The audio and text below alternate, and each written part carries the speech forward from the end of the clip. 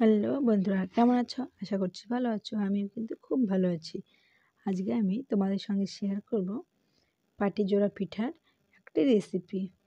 তো চলো পিঠার রেসিপিটা শুরু করা যাক। তো তার জন্য আমি এখানে প্রথমে নিয়ে নিচ্ছি 2 কাপের মতো চালের গুঁড়ো। এই চালের গুঁড়ো কিন্তু আমি ভিজা চালের গুঁড়ো নিয়েছি, খুব একটা শুকনো কিন্তু না। 2 কাপ চালের গুঁড়ো নিয়ে নিলাম, কিন্তু আতপ চালের গুঁড়ো কিন্তু নিয়েছি। আর এখন আমি এর মধ্যে দিয়ে দিচ্ছি 1.5 কাপ পরিমাণে ময়দা। যে পরিমাণে চালের গুঁড়া নেওয়া হবে তার থেকে কিন্তু একটু কম ময়দা দিতে হবে। তো আমি বেশি কম নিচ্ছি না, একটুই কম নিচ্ছি।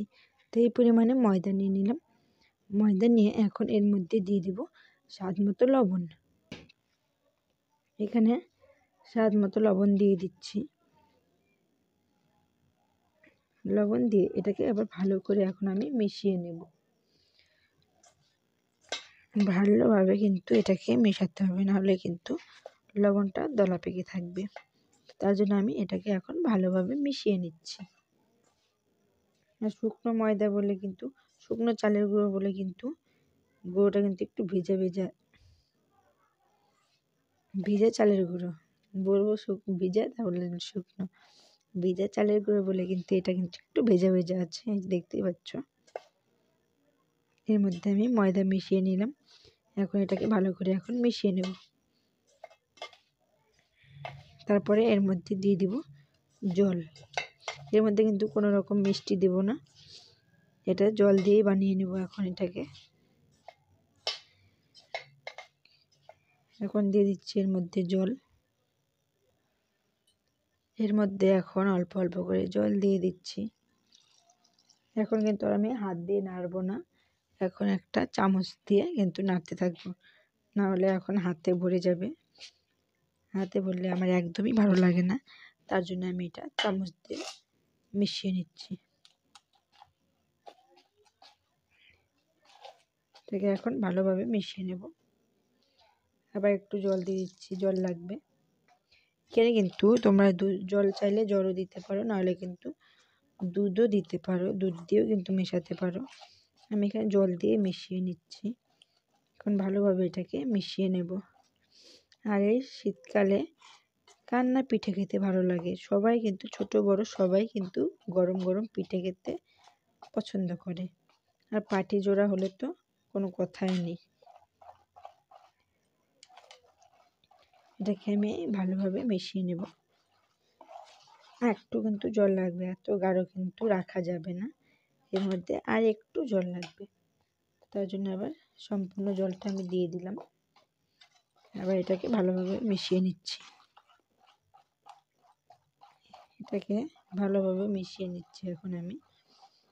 এখন কিন্তু প্রায় মেশানো হয়েই গেছে। এই যে দেখতে পাচ্ছ, গোলাটা কিন্তু পাতলা হয়েছে। এখন কিন্তু আর খুব একটা গাঢ় নেই, অনেকটাই পাতলা হয়ে গেছে।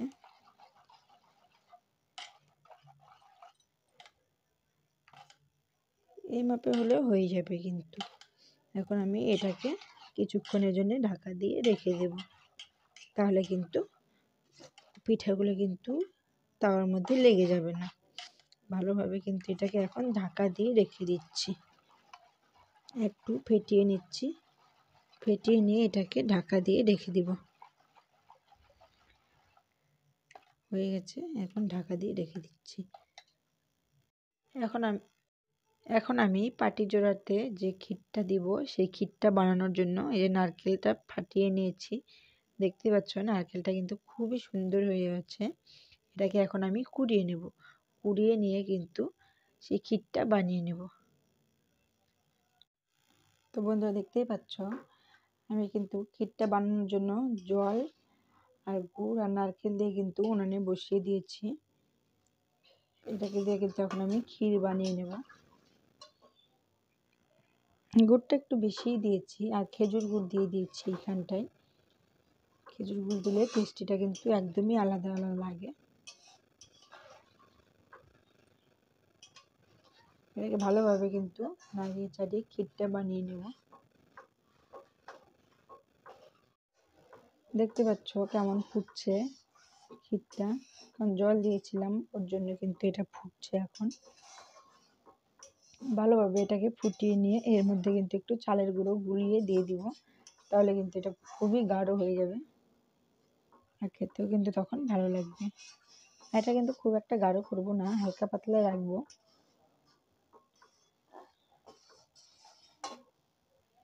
এদিকে কিন্তু চালের গুঁড়োটো গুলিয়ে নিয়েছি জল দিয়ে, কিন্তু একটা পাতলা আছে আর একটু লাগবে, এর মধ্যে দিয়ে দিচ্ছি। খুব পাতলা ছিল বলে আর একটু কিন্তু চালের গুঁড়ো এর মধ্যে দিয়ে দিলাম, দিয়ে আবার কিন্তু এটাকে মিশিয়ে নিয়ে এর মধ্যে দিয়ে দিব। হাত দিয়ে মিশিয়ে নিচ্ছি, এটাকে মিশানো হয়ে গেছে। এখন আমি কিন্তু এটা কিন্তু সম্পূর্ণ এর মধ্যে ঢেলে দিব, তাহলে কিন্তু এটা গাঢ় হয়ে যাবে অনেকটা।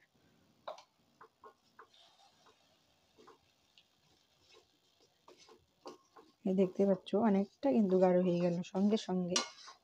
এখন এটাকে আমি নামিয়ে দেব। খুব একটা গাঢ় করব না, এখন এটাকে নামিয়ে দিচ্ছি।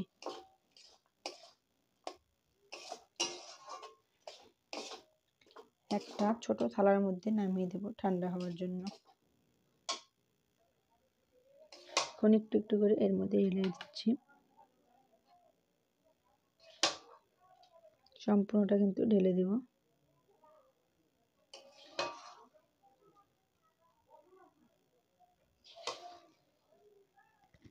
ঢেলে দিয়ে কিন্তু এটাকে ছড়িয়ে রেখে দেব, তাহলে কিন্তু তাড়াতাড়ি ঠান্ডা হয়ে যাবে।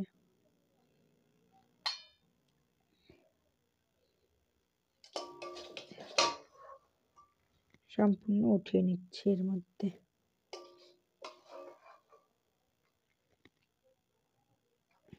উঠানো হয়ে গেছে।